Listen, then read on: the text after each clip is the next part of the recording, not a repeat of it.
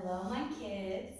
So today's video is going to be me reading one of my new books I got that's super adorable, but to add a challenge, we're going to try to hold poses for each page. And when I say page, I mean each spread of pages, okay? So to start out, the book is called Be Nice to Spiders, and it's written by Margaret Bloy Graham. All right, let's draw our first pose, which is going to be bow pose. So we're going to come onto our stomachs. I'm going to start the book. And it says, I hope y'all get a kick out of this as I have to read it while y'all do it with me, okay? All right. One morning, as the keeper of the zoo was about to unlock the gate, he noticed something on the steps. It was a matchbox with a note that read, "Please look after Helen. I've had her since she was a baby, but I can't keep her anymore. We have to move to an apartment that won't take pets. Thanks, Billy." All right.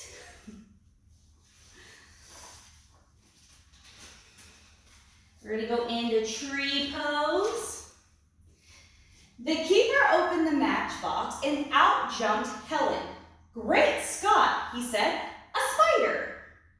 He tried to catch her, but Helen was too fast for him. She had 8 legs and moved like lightning. So that's Helen. We're going to switch sides to shift into the other foot. Woo! Helen ran up a big maple tree.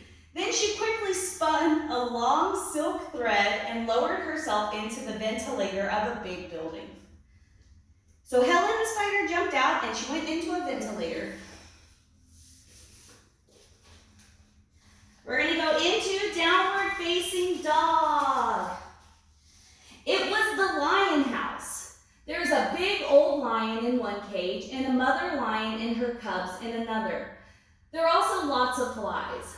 They were buzzing in the lion's ears and crawling on their noses. The lions were annoyed, but Helen was delighted. She loved to eat flies. Right away, she set to work to catch them. She began by spinning a web with her silk thread.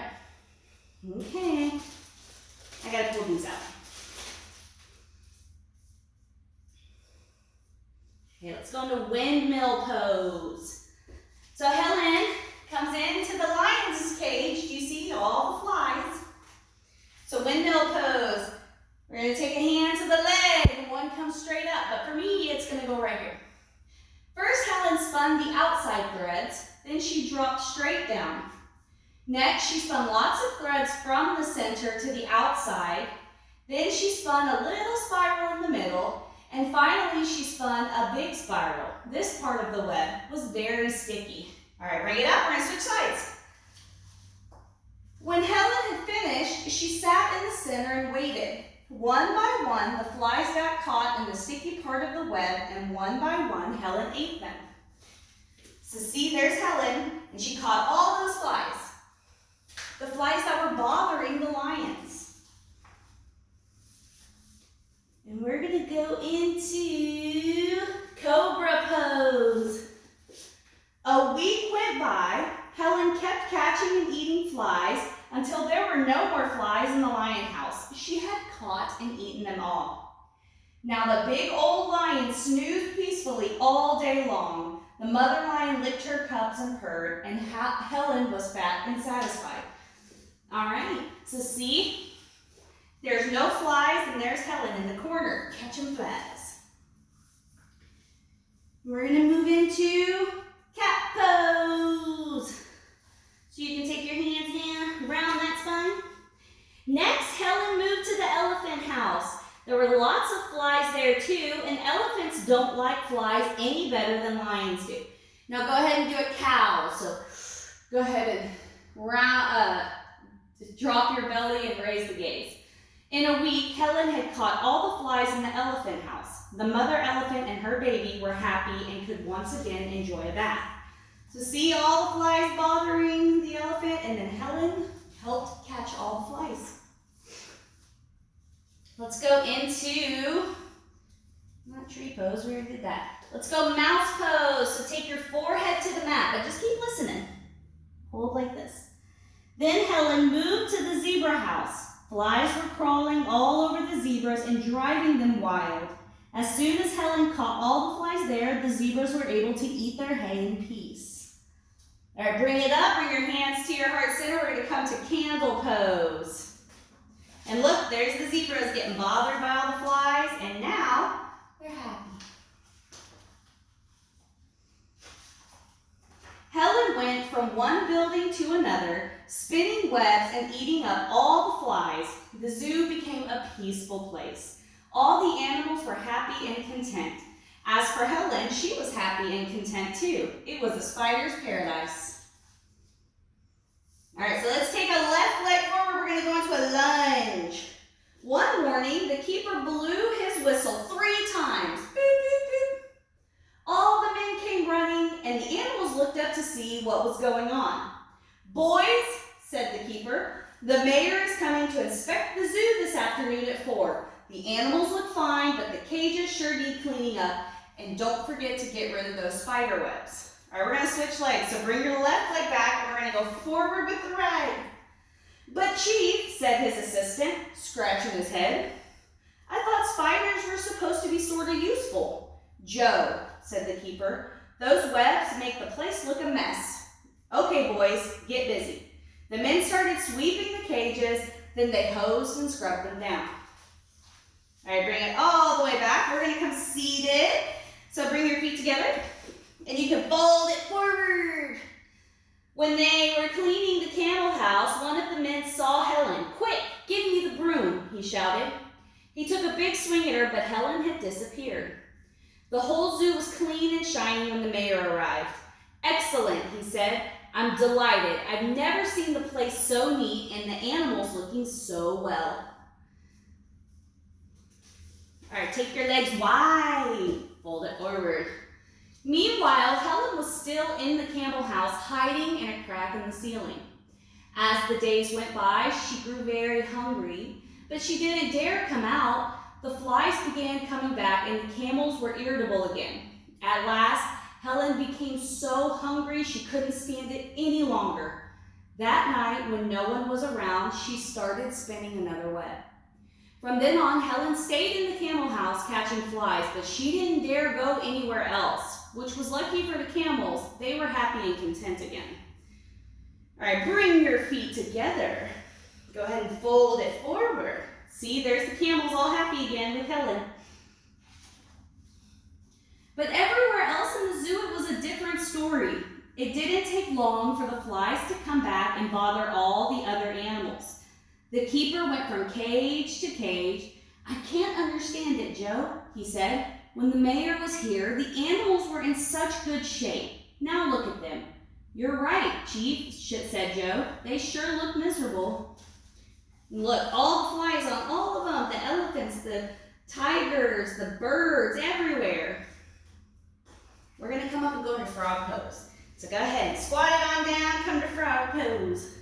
Their last stop was the camel house. "Well, the camels seem fine," said the keeper. "And there don't seem to be any flies in here," said Joe. They both looked around carefully. "Look, Chief," Joe shouted. "Now I know what's going on. See that spider up there? It's eating all the flies. That's why the camels look so good. Spiders are useful.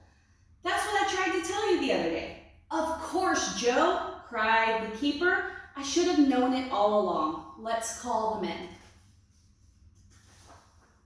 He blew his whistle, and the men came running. Oh, we didn't change poses. What are we doing? Go ahead and stand it up. We're going to do mountain pose. You're just going to stand still.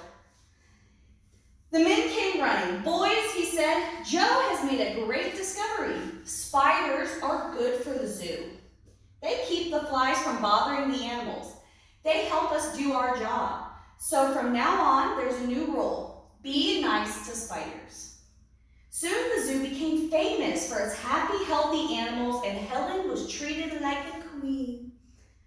One day, Helen's picture appeared on the front page of the paper. The headline read, "Local zoo named best of the year, 3 cheers for Spider, says Keeper. That evening, the father of the little boy who had left Helen at the zoo said, Billy, look at this. Hey, it's my spider, Billy shouted. It's Helen. Well, well, said his father. Instead of the zoo taking care of Helen, Helen seems to be taking care of the zoo. The next morning, let's go into dancer. Woo. No, let's go into bird pose. Take your right leg behind you and kind of fly. The next morning, Billy ran to the zoo. I'm Billy, he said to the keeper. I'm the one who brought you that spider.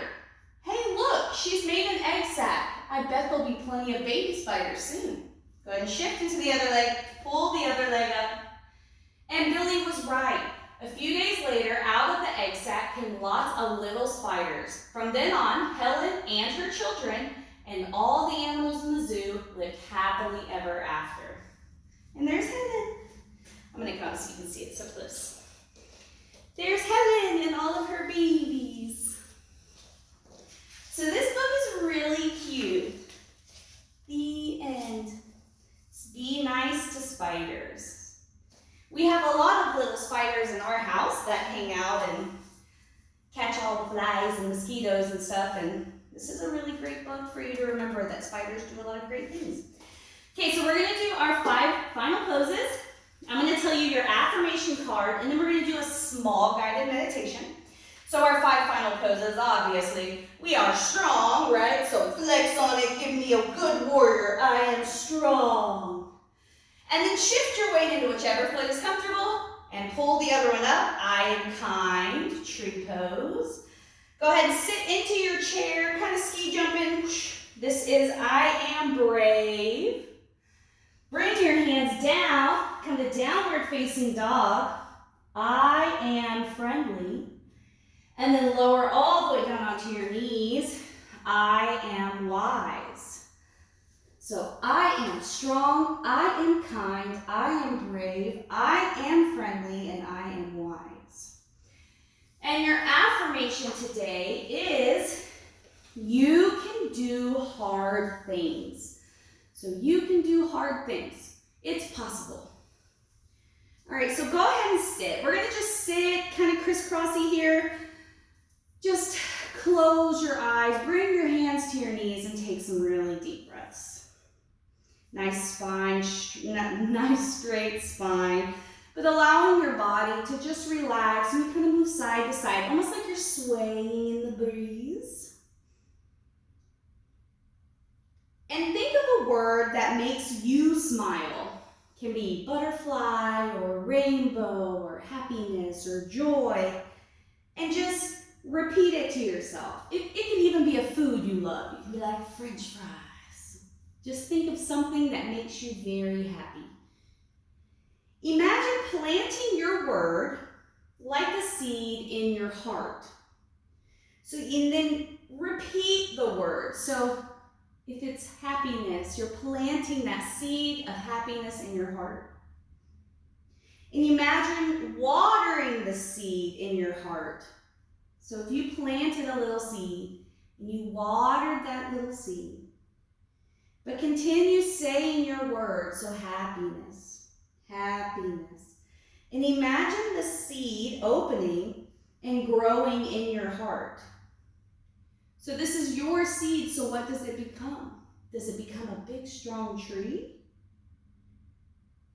Does it become a beautiful vine with flowers? Does it just automatically bloom into a big, beautiful flower? Just plant your happiness seed and sit here until you can imagine what it has grown into. And remember that that happiness comes from inside of you. And you can plant happiness for yourself at any time, even when you're feeling sad or angry or worried. You can still take a thought of something happy, you can plant it in your heart, and you can water it and help it grow into something that makes you happy, because it's your happiness seed. Inhale, sweep your arms up. Bring your hands together and down to heart center. Taking a moment to be thankful for your beautiful, strong body that does so much for you. Deep breath in. Namaste, kids. I hope you enjoyed the book. Doing yoga poses with it was pretty challenging, but I hope that you still had fun. And if you love the book, I got it on Amazon for your parents if they want to get it. And I may do this more often and do different poses, so we'll try different poses as I read books. But again, I miss and love you all, and I can't wait to see you again in kids class. Namaste, kids.